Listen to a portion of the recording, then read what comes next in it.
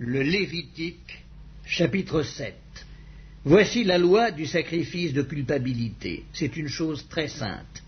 C'est dans le lieu où l'on égorge l'holocauste que sera égorgée la victime pour le sacrifice de culpabilité.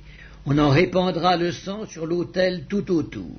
On en offrira toute la graisse, la queue, la graisse qui couvre les entrailles, les deux rognons, et la graisse qui les entoure, qui couvre les flancs, et le grand lobe du foie qu'on détachera près des rognons.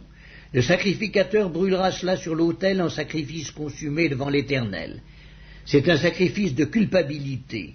Tout mâle parmi les sacrificateurs en mangera. Il le mangera dans un lieu saint. C'est une chose très sainte. Il en est du sacrifice de culpabilité comme du sacrifice d'expiation. La loi est la même pour ces deux sacrifices. La victime sera pour le sacrificateur qui fera l'expiation. Le sacrificateur qui offrira l'holocauste de quelqu'un aura pour lui la peau de l'holocauste qu'il a offert. Toute offrande cuite au four, préparée sur le grill ou à la poêle, sera pour le sacrificateur qui l'a offerte. Toute offrande pétrie à l'huile et sèche sera pour tous les fils d'Aaron, pour l'un comme pour l'autre. Voici la loi du sacrifice d'action de grâce qu'on offrira à l'Éternel. Si quelqu'un l'offre par reconnaissance, il offrira avec le sacrifice d'action de grâce des gâteaux sans levain pétris à l'huile, des galettes sans levain arrosées d'huile, et des gâteaux de fleurs de farine frites et pétris à l'huile. À ces gâteaux, il ajoutera du pain levé pour son offrande avec son sacrifice de reconnaissance et d'action de grâce. On présentera par élévation à l'Éternel une portion de chaque offrande. Elle sera pour le sacrificateur qui a répandu le sang de la victime d'action de grâce.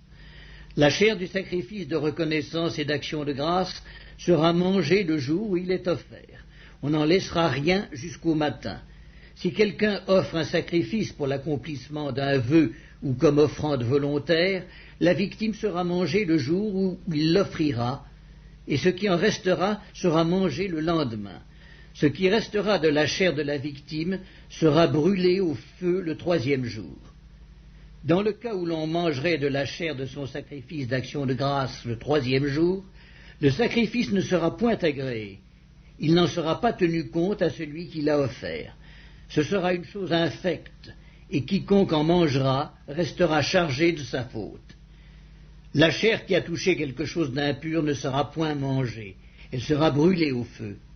Tout homme pur peut manger de la chair, mais celui qui, se trouvant en état d'impureté, mangera de la chair du sacrifice d'action de grâce, qui appartient à l'Éternel, celui-là sera retranché de son peuple.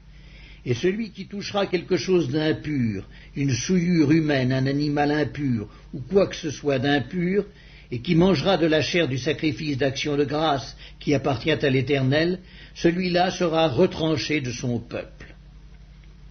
L'Éternel parla à Moïse et dit, « Parle aux enfants d'Israël et dis, vous ne mangerez point de graisse de bœuf, d'agneau, ni de chèvre. La graisse d'une bête morte ou déchirée pourra servir à un usage quelconque, mais vous ne la mangerez point, car celui qui mangera de la graisse des animaux dont on offre à l'Éternel des sacrifices consumés par le feu, celui-là sera retranché de son peuple. Vous ne mangerez point de sang, ni d'oiseaux, ni de bétail, dans tous les lieux où vous habiterez. Celui qui mangera du sang d'une espèce quelconque, celui-là sera retranché de son peuple. » L'Éternel parla à Moïse et dit, « Parle aux enfants d'Israël et dis, celui qui offrira à l'Éternel son sacrifice d'action de grâce apportera son offrande à l'Éternel, prise sur son sacrifice d'action de grâce. Il apportera de ses propres mains ce qui doit être consumé par le feu devant l'Éternel. Il apportera la graisse avec la poitrine pour l'agiter de côté et d'autre devant l'Éternel.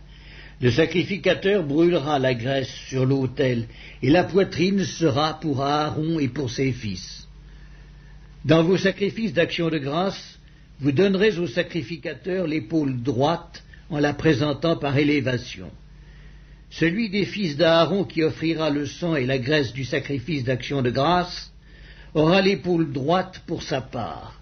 car je prends sur les sacrifices d'action de grâce offerts par les enfants d'Israël la poitrine qu'on agitera de côté et d'autre, et l'épaule qu'on présentera par élévation, et je les donne au sacrificateur, à Aaron et à ses fils, par une loi perpétuelle qu'observeront les enfants d'Israël. C'est là le droit que l'onction d'Aaron et de ses fils leur donnera sur les sacrifices consumés par le feu devant l'Éternel, depuis le jour où ils seront présentés pour être à mon service dans le sacerdoce. C'est ce que l'Éternel ordonne aux enfants d'Israël de leur donner depuis le jour de leur onction. Ce sera une loi perpétuelle parmi leurs descendants.